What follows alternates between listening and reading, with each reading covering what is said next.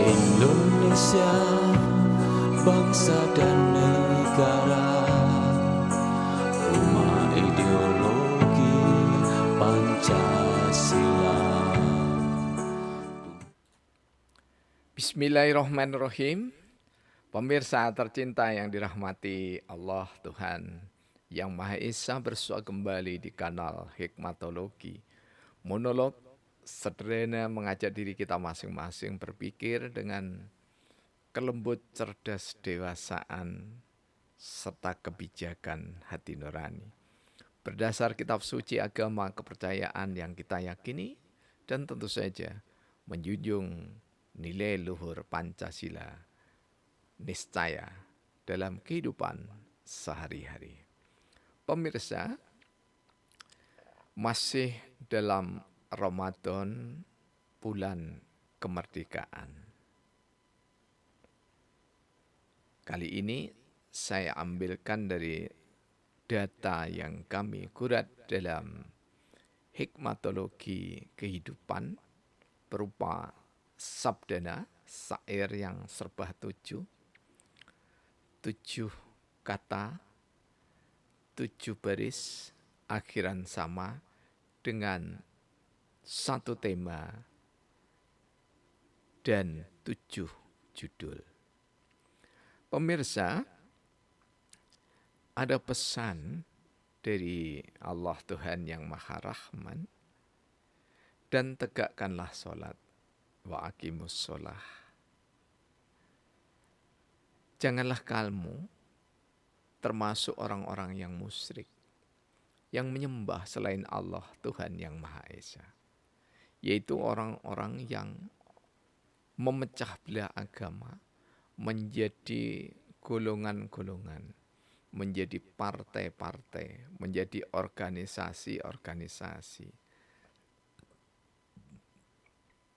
Dan setiap golongan, setiap partai, setiap organisasi terlalu bangga dengan apa yang ada pada golongan, partai, atau organisasinya.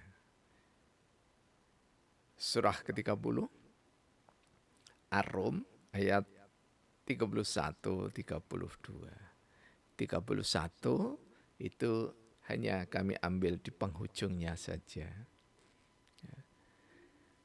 karena alasan untuk menyesuaikan dengan tema kajian. Mengapa kami mulai dengan tegakkanlah sholat dalam firman Allah ini? Kemudian, mengapa pula kami mentali hubungkan menegakkan sholat dengan berorganisasi, bergolongan, berpartai, terkait dengan kemusyrikan seseorang, kemusyrikan kelompok orang. Jika kita berikan jawaban secara sederhana, seorang hamba atau hamba-hamba Allah, jadi musholin, orang-orang yang menegakkan sholat, ketika tegak senantiasa di dalam sholat sampai di luar sholat, jadi artinya memiliki kekhusyukan, kesalehan secara individual, sekaligus kesalehan berbangsa dan bernegara, maka inilah yang dimaksudkan dengan aqimus sholah, menegakkan sholat. Tidak sekedar mengerjakan sholat seperti anak-anak belia yang masih belum mampu memahami tentang menegakkan sholat. Dan mereka tidak salah, mereka tidak keliru, karena memang makomnya itu masih makom untuk melaksanakan sholat, sekedar untuk menggugurkan tuntutan dari kewajiban setidaknya sholat fardu 5 kali dalam sehari semalam. Namun bagi hamba-hamba Allah yang sudah dewasa, apalagi usianya adalah usia kenabian, yakni 40 tahun ke atas, maka sholat di dalam sholat, sholat di luar sholat, terus-menerus dalam ruh, dalam spiritualitas, dalam semangat sholat, sungguh benar-benar keniscayaan. Karena jika tidak, maka seseorang, sekelompok orang, seorganisasi, segolongan, separtai akan mudah terjebak, tercaplok oleh talbis iblis, oleh perangai-perangai sikap perilaku yang tidak terpuji. Sikap perilaku yang tidak terpuji adalah mensekutukan Allah dengan sesembahan-sesembahan di luar Allah. Mensekutukan Allah tidak harus menyembah batu, kayu, ataupun yang lainnya, tetapi terlalu bangga dengan golongan, terlalu bangga dengan partai, terlalu bangga dengan organisasi, apapun golongan, partai maupun organisasinya, berlabel agama ataupun tidak, maka ketika terlalu bangga seseorang, sekelompok orang, segolongan orang, separtai, seorganisasi, cenderung akan mengumbar syahwat setan. Karena itulah maka jangan sampai kita bangga berlebihan. Kita bangga berorganisasi dalam satu golongan, dalam satu partai, silahkan. Dan memang harus bangga, harus memiliki kebanggaan. Namun ketika terlalu bangga, lazimnya seseorang, sekelompok orang akan terpleset. Terpleset kebanggaannya menjadi terlalu bangga, karena terlalu bangga maka lalai dirinya. Pada saat dia lalai, maka terjebak dalam kubangan, menista organisasi, golongan, partai, bahkan menista agama, tak jarang menista tradisi budaya yang tidak dianutnya. Sikap perilaku yang seperti ini sangat tidak menguntungkan ketika kita hidup di dalam pergaulan sosial, hidup di dalam bermasyarakat, berbangsa, dan bernegara. Karena itulah boleh memakai aji mumpung dalam suasana Ramadan, senyampang dalam suasana, dalam bulan Ramadan, bulan yang dilalaikan oleh bangsa Indonesia sebagai bulan kemerdekaan Republik Indonesia, maka meskipun tak sekedar terlambat, tapi sangat terlambat, namun terlambat atau sangat terlambat tidak menjadi permasalahan ketika kita berproses tersadar menuju pada kebajikan, kemuliaan, keteladanan bagi anak-anak kita yang masih belia.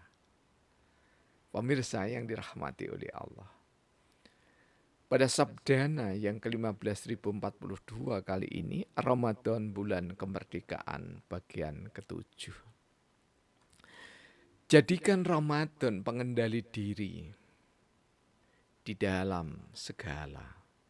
Seluruh sikap perilaku berbangsa bernegara dasarkan Pancasila. Melalaikan Pancasila dasar negara sungguh akan tercela. Melalaikan Pancasila ideologi bangsa sungguh akan ternista. Jangan sekali-kali bangsa lalai, apalagi sengaja meninggalkannya. Pancasila fundasi bangsa negara, karya puncak bangsa. Karya tokoh dan ulama yang wazuhtu fidunya. Malang, Kampung Celaket Hadiningrat, Kota Malang, 20 April 2022. Kami tulis kurang lebih setahun yang lampau.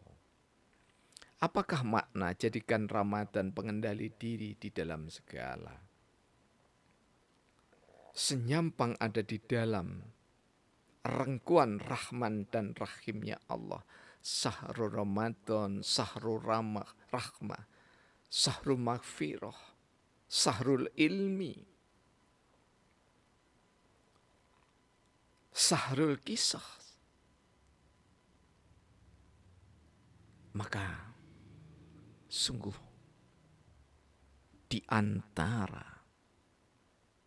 tausiah-tausiah yang ada di masjid-masjid kita yang tercinta, dimanapun berada di Indonesia ini, sudah waktunya menyisihkan kesadaran, menanamkan kesadaran peradaban politik kebangsaan berdasarkan Pancasila melalui mimbar-mimbar yang sakral dan mulia. Demikian juga saudara-saudara sebangsa setanah air yang beragama lain. Ketika dalam suasana Ramadan, karena Ramadan itu milik semua anak manusia, maka memberikan ruh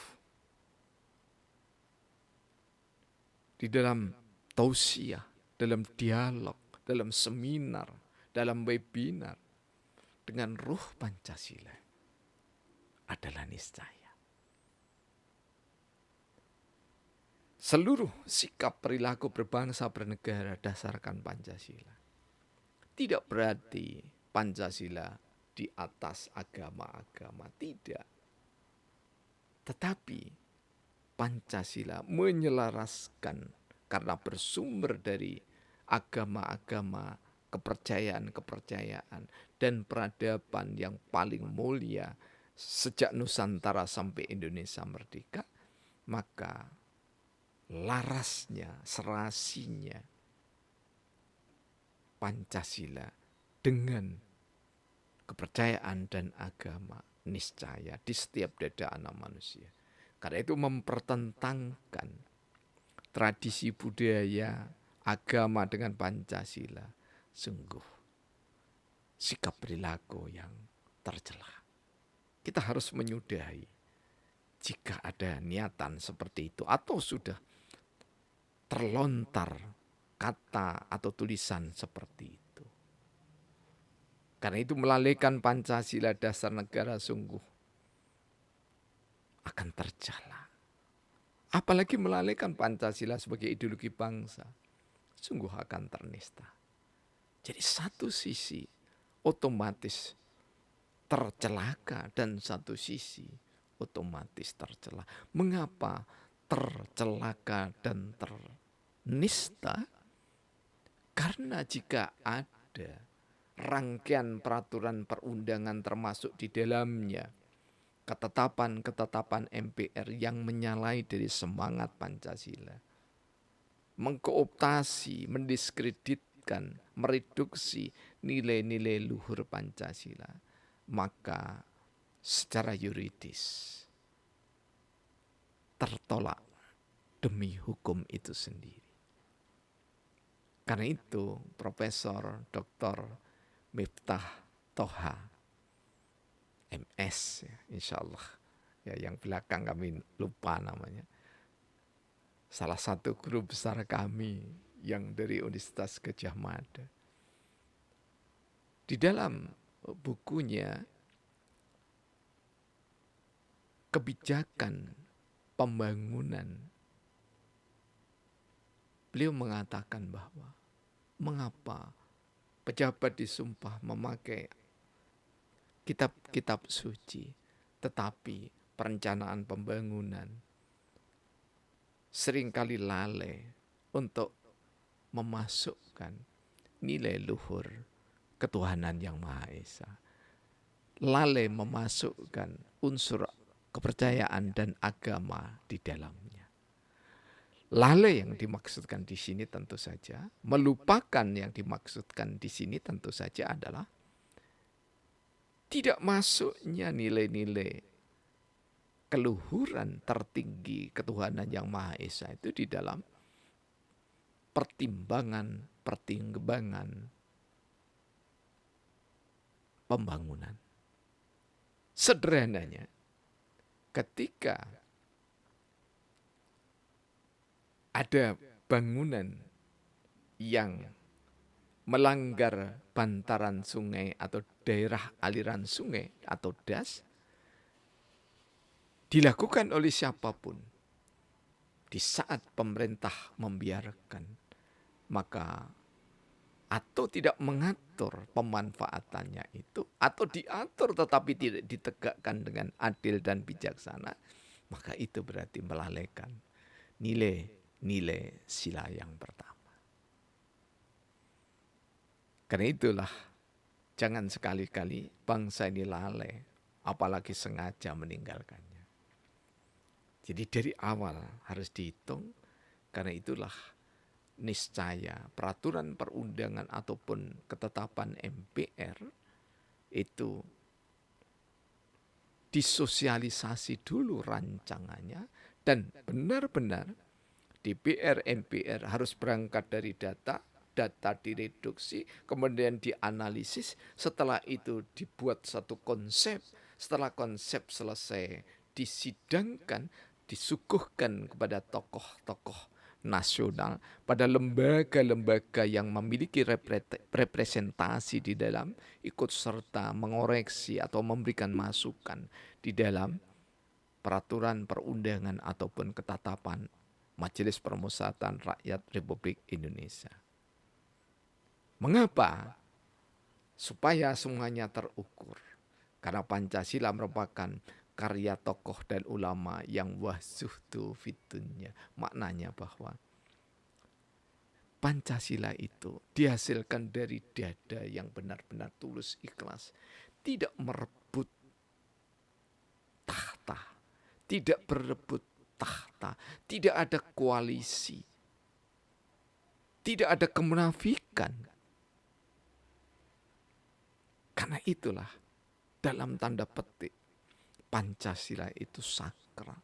Tetapi bukan disakralkan, diletakkan di Menara Gading, tetapi sakral nilai-nilainya. Dan nilai-nilai itu selaras dengan kepercayaan dan agama, dan sudah menjiwai bangsa Indonesia sejak awal kemerdekaan, sebelum bahkan pada saat dirumuskan, jauh sebelum itu, pada saat Indonesia masih menjadi Nusantara, yakni kerajaan dan kesultanan. Jadi kalau ada saudara kita yang mengatakan bahwa tidak ada jejak kecemerlangan Islam di Indonesia, tolong saudara berlabel apapun di depan nama atau di belakang nama Anda, baca kerajaan dan kesultanan di Nusantara. Karena jika kalian masih tetap berpegang teguh pada orang yang tidak paham tentang sejarah, maka sungguh akan terjebak pada kenistaan. Mengapa?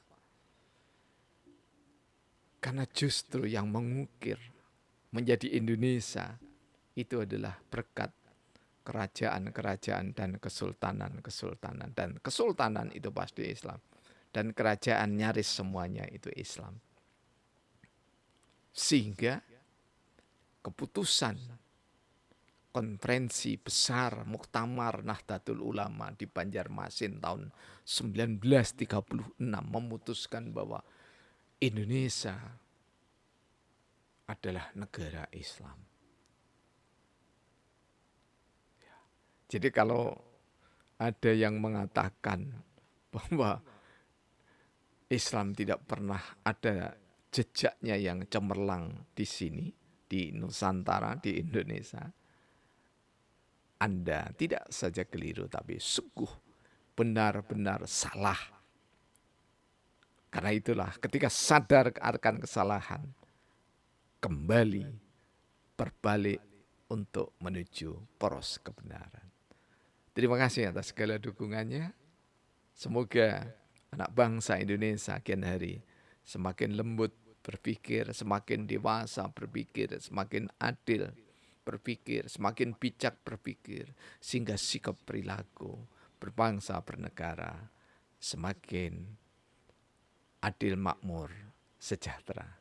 Terima kasih. Alhamdulillahirabbil alamin.